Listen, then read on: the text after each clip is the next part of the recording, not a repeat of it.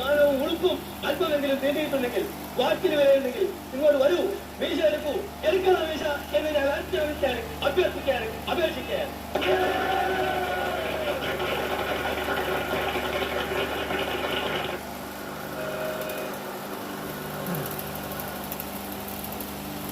ആ തണ്ടി ആർഡിയുടെ തൊലി വിൽക്കുകയാണ് ഉത്തമ. കഴിക്കല്ലാതെ എന്ത് ചെയ്യാം? അവര് ജയിച്ച പാതി വീഴ്ച എടുക്കാന്ന് പറഞ്ഞത് കോട്ടപ്പള്ളിയല്ലേ? അതെ, ഇങ്ങനെ ഒരു വിജയം ഉണ്ടാവുമെന്ന് സ്വപ്നത്തിൽ പോലും വിചാരിച്ചല്ലോ. എന്താ ഉത്തമ ജനങ്ങൾ നമ്മളോട് ഇങ്ങനെ പെരുമാറുന്നു?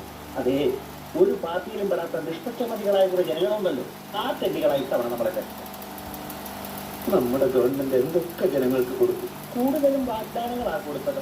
ഉത്തമ, നമ്മുടെ പാർട്ടിയെ നമ്മൾ തന്നെ വിമർശിക്കുന്നു, അതും ഇന്നത്തെ ചുറ്റുപാട്. ഞാൻ ആലോചിച്ചപ്പോ ഒരു കാര്യം